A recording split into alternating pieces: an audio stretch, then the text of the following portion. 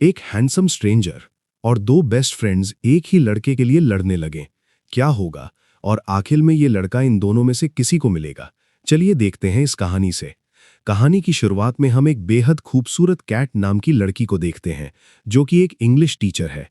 इसी दौरान इसकी नज़र एक मोटे लड़के पर पड़ती है, जो कि कॉमिक बुक पढ़ रहा था, जिस पर कैट इसे सभी के सामने इस बुक को पढ़ने को कहती है। लड़का जैसे ही इस बुक को पढ़ता है तो कैट को भी इसमें इंटरेस्ट आने लगता है और इसके पास आ जाती है। क्लास में मौजूद सभी स्टूडेंट एक जगह पर इकट्ठा हो गए थे। इसी दौरान यहाँ पर प्रिंसिपल आ जाता है और वो क्लास के इस माहौल को देख लेता है, जिस पर प्रिंसिपल कैट को अपने ऑफिस में आने को कहता है। थोड़ी देर बाद कैट इसके ऑफिस में पहुंच जाती है, जहां पर प्रिंसिपल कैट से कहता है कि शायद अब तुम्हें इस जॉब को छोड़ देना चाहिए, क्योंकि मैंने देखा है तुम बच्चों को ठीक तरह से बिल्कुल भी नहीं पढ़ाती। एक तरफ हम मेगन नाम की एक लड़की को देखते हैं, जो कि एक कंपनी में अपने कुछ प्रोडक्ट्स बेचने आई थी, लेकिन इस कंपनी की ओनर को इसके प्रोडक्ट बिल्कुल भी पसंद नहीं आते और इसे मना कर देती है। इसलिए मेगन अपना प्रोडक्ट वापस अपने बैग में रख अपने घर की तरफ निकल पड़ती है।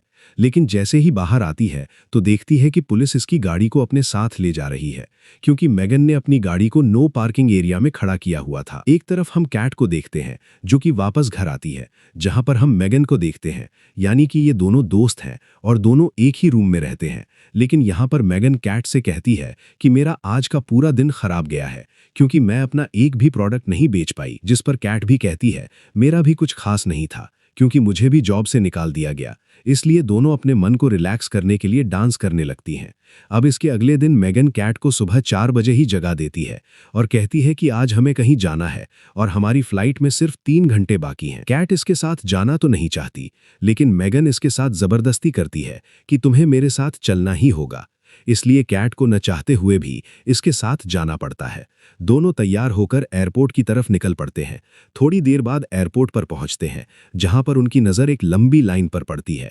मेगन समझ जाती है कि अगर हम लाइन में लगे तो हमारी फ्लाइट मिस हो जाएगी। इसी दौरान इसकी नज़र यहां पर मौजूद एक आदमी पर पड़ती है, जो कि इस लाइन को मैनेज कर रहा था। मेगन इसके पास जाकर इससे मीठी मीठी बातें करके इसे खुश करने की कोशिश करती है, जिससे कि ये आदमी इन्हें डायरेक्टली आगे जाने देता है। थोड़ी देर बाद ये दोनों एरोप्लेन में बैठ जाते हैं। यहाँ पर हम 3 सीट को देखते हैं, लेकिन जो बीच वाली सीट थी वो किसी और की थी। थोड़ी देर बाद यहाँ पर एक हैंडसम लड़का आता है, जिसका नाम जैक है, और ये इस सीट पर आकर बैठ जाता है। अब क्योंकि जैक काफ़ी हैंडसम था, इसलिए दोनों लड़कियां इसके साथ फ्लर्ट करने की कोशिश करती हैं और बात बात पर इसे छूने लगती हैं, जिससे जैक थोड़ा अनकंफर्टेबल फील करने लगता है। तभी एरोप्लेन में अनाउंस होता है कि फ्लोरिडा में भारी तूफान आने की संभावना बनी हुई है, इसलिए प्लेन को संत लुई में लैंड कर रहे हैं। थोड़ी देर बाद ये दोनों संत लुई एयरपोर्ट पर उतर जाती हैं। इसके बाद दोनों रिसेप्शन पर जाती हैं। यहाँ पर मेगन को पता चलता है कि मेरा बैग एरोप्लेन में ही रह गया, जिससे मेगन काफ़ी उदास होती है। दोनों अपने लिए यहाँ पर एक रूम बुक करवाती हैं और वहाँ पर जाने लगती हैं। अब जैसे ही दोनों अपने रूम की तरफ जाने लगती हैं तो तभी उनकी मुलाकात फिर से जैक से होती है। ये देखकर दोनों काफ़ी खुश होती हैं। जैक इनसे पूछता है कि आखिर तुम दोनों यहाँ पर क्या कर रही हो। इस पर दोनों बताती हैं कि असल में हम दोनों एक शादी में जा रहे हैं, और जैक से पूछती हैं कि तुम यहाँ पर क्यों आए हो। जैक बताता है मैं भी एक शादी में ही जा रहा हूँ। साथ ही जैक इन्हें आज शाम के लिए डिनर पर आने को कहता है, जिसके लिए दोनों तैयार हो जाती हैं। थोड़ी देर बाद दोनों अपने रूम में होती हैं, जहां पर मेगन कैट से कहती है कि मेरा बैग एयरपोर्ट पर ही रह गया, जिससे कि मेरे पास पहनने के लिए अब दूसरे ड्रेस नहीं है, तो क्या तुम मुझे पहनने के लिए अपनी कोई ड्रेस दे सकती हो। इस पर कैट कहती है ओह मुझे माफ़ करना, मेरे पास सिर्फ एक ही ड्रेस है। थोड़ी देर बाद शाम को कैट मेगन को बिना बताए ही जैक के साथ डिनर करने एक होटल में आ जाती है। जैक इससे पूछता है कि मेगन कहाँ पर है, वो तुम्हारे साथ क्यों नहीं आई। जिस पर कैट कहती है मुझे नहीं पता, शायद उसे कोई काम होगा। ये दोनों आपस में बातें कर ही रहे थे कि तभी पीछे से मेगन भी एक साड़ी को पहनकर आ जाती है। इसमें मेगन काफ़ी खूबसूरत लग रही थी, लेकिन कैट जिसका मूड खराब हो गया था। इसके बाद ये सभी एक साथ डांस करने लगते हैं। डांस करने के बाद तीनों वापस अपने रूम की तरफ लौटते हैं। अब जैसे ही दोनों अपने रूम में आती हैं तो रास्ते में ही एक दूसरे से लड़ाई करने लगती हैं। कैट कहती है कि आखिर तुम कैसे मुझे बिना बताए ही जैक से मिलने चली गईं। अब क्योंकि ये दोनों ही जैक को पसंद करती हैं, इसलिए दोनों एक दूसरे से जलने लगी थीं, और अब दोनों में जैक को हासिल करने का एक कंपटीशन हो गया था। इसके अगले दिन मेगन जैक से बैलून की सवारी करने को कहती है। यहाँ पर हम कैट के बारे में जानते हैं, जिसे कि ऊंचाई से काफ़ी डर लगता है, और इसीलिए मेगन जैक से बैलून की सवारी करने को कहती है ताकि कैट हमारे साथ ना आए। लेकिन कैट फिर भी इनके साथ जाने को कहती है। थोड़ी देर बाद ये सभी बैलून की सवारी करने इसमें बैठ जाते हैं। धीरे धीरे बैलून ऊपर की तरफ उड़ने लगता है। तभी यहाँ पर मौजूद एक आदमी जो कि इस बैलून को उड़ा रहा था कहता है कि अब हम 500 फीट की ऊंचाई पर आ गए हैं। ये सुनकर कैट काफी ज्यादा घबरा जाती है और एक जगह पर बैठकर रोने लगती है, जिससे जैक इसके पास बैठकर इसे दिलासा देने की कोशिश करता है। ये देखकर मेगन को काफी बुरा लगता है। मेगन एक वाइन की बोतल को लेकर उसे खोलती है, लेकिन खोलते वक्त इसका ढक्कन उछलकर सीधा इस आदमी की आंख में लग जाता है, जिससे कि अब इसे कुछ भी दिखाई नहीं दे रहा था, क्योंकि एक आंख इसकी पहले ही फूटी हुई थी और दूसरी आंख में मेगन ने बोतल के ढक्कन को दे दिया। इसके चलते अब इसे उड़ाने वाला कोई भी नहीं था। थोड़ी देर बाद ये बैलून एक अनजान जगह पर बच्चों की चल रही पार्टी में आकर उतरता है। इसके बाद फिर से ये तीनों होटल में चले जाते हैं। यहाँ पर जैक इनसे कहता है कि मैं स्विमिंग करने जा रहा हूं। असल में जैक इन दोनों से नाराज हो गया था, क्योंकि इनकी वजह से बैलून की सवारी खराब हो गई थी। जैक तो स्विमिंग करने चला जाता है, लेकिन ये दोनों जो कि जैक को इम्प्रेस करने के लिए जानबूझकर छोटी ड्रेस पहनती हैं और स्विमिंग करने पहुंच जाती हैं। यहाँ पर जैसे ही मेगन स्विमिंग करने के लिए जंप करती है तो अचानक इसकी एक आंख में चोट लग जाती है। यहीं पर हम कैट और जैक को देखते हैं, जो दोनों एक पास बैठकर आपस में अच्छे से बातें कर रहे थे। थोड़ी देर बाद जैक अपने पूरे सामान को लेकर कहीं जा रहा था, जिससे ये दोनों भागते हुए इसके पास जाती हैं और पूछती हैं कि आखिर तुम कहाँ जा रहे हो। जिस पर जैक कहता है कि मैं एक शादी में जा रहा हूं। दोनों लड़कियां कहती हैं कि क्या हम भी तुम्हारे साथ आ सकते हैं, क्योंकि वैसे भी फ्लाइट अभी यहां से निकलने वाली नहीं है और हमारे पास करने को भी कुछ नहीं है, तो प्लीज तुम हमें भी अपने साथ ले चलो। जिस पर जैक इन्हें अपने साथ ले जाने को मान जाता है। थोड़ी देर बाद ये तीनों एक गाड़ी में बैठकर जा रहे थे। यहाँ पर गाड़ी का मालिक, जिसका नाम क्रैक होता है, इसे मेगन काफी पसंद आती है। कैट गाड़ी में आगे की तरफ बैठी हुई थी, जबकि जैक और मेगन दोनों पीछे की तरफ बैठे हुए थे और आपस में एक दूसरे से अच्छे से बातें कर रहे थे। यहाँ पर मेगन इसे बात पर छूने की कोशिश कर रही थी।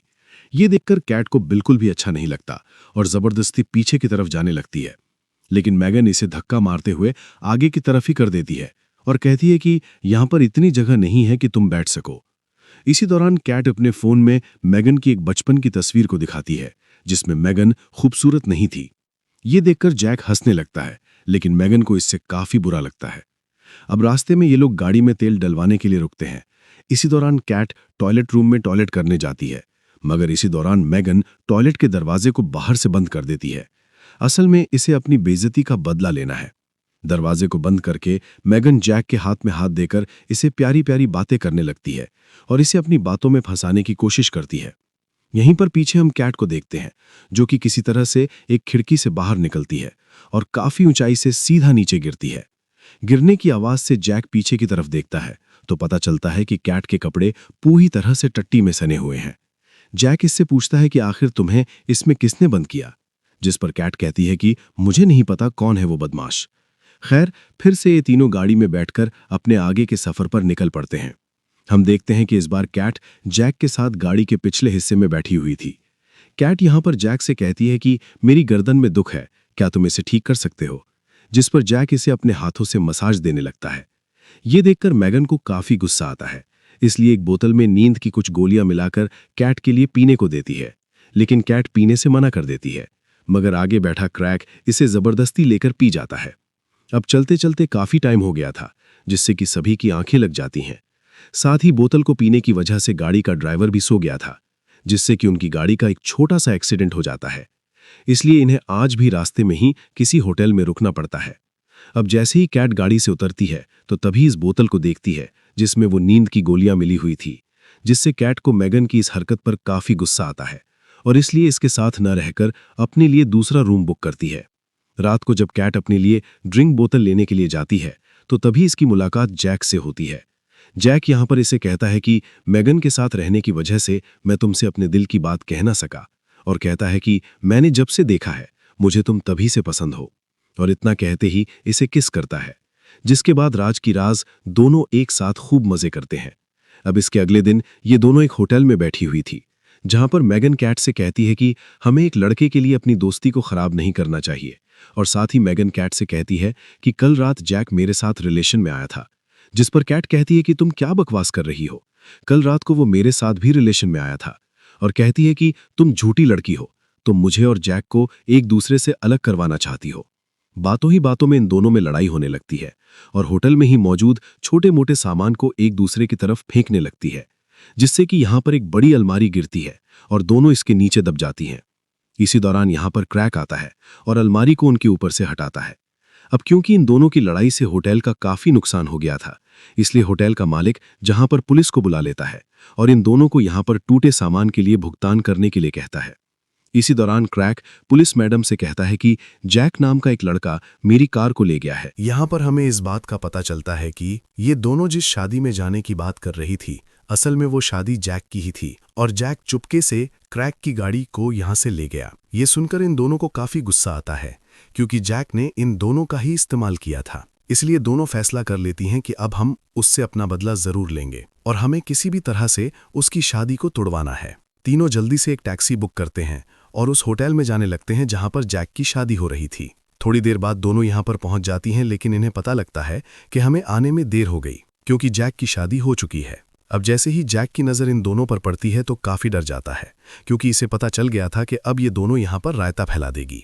इसीलिए इनसे छुपने के लिए भागने लगता है, मगर जल्द ही ये दोनों इसे पकड़ लेती हैं और कहती हैं कि आखिर तुमने हमारे साथ ऐसा क्यों किया। जिस पर जैक इन्हें कहता है कि इसमें मेरी कोई गलती नहीं है, बल्कि तुम ही मेरे करीब आई थी, और उनसे रिक्वेस्ट करता है कि प्लीज इस बारे में मेरी वाइफ को कुछ नहीं बताना। इसी दौरान यहाँ पर जैक की वाइफ भी आ जाती है। ये दोनों देखते हैं कि जैक की वाइफ थोड़ी अकड़ू टाइप की है।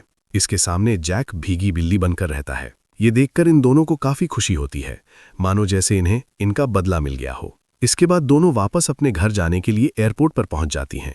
यहाँ पर आकर इन्हें पता लगता है कि अभी फ्लाइट को आने में 4 घंटे बाकी हैं। इसीलिए मेघन क्रैक के पास जाती है और इसे पूछती है कि क्या तुम मुझे पसंद करते हो, जिस पर क्रैक हाँ कहता है। इसलिए मेघन बिना कुछ सोचे समझे इसे किस करती है और वापस एयरपोर्ट पर आ जाती है। यहाँ पर कैट कहती है कि अब हमें एक दूसरे के साथ नहीं रहना चाहिए, जिस पर मेघन हाँ कहती है। इसके बाद फिर से कैट जॉब के लिए प्रिंसिपल के पास जाती है और कहती है कि मैं इस बार फिर से ऐसी गलती नहीं करूंगी। प्रिंसिपल भी कैट को देखकर खुश होता है और इसे फिर से जॉब पर रख लेता है। एक तरफ मेघन जो कि क्रैक से शादी कर लेती है और दोनों हंसी खुशी जिंदगी बिताते हैं।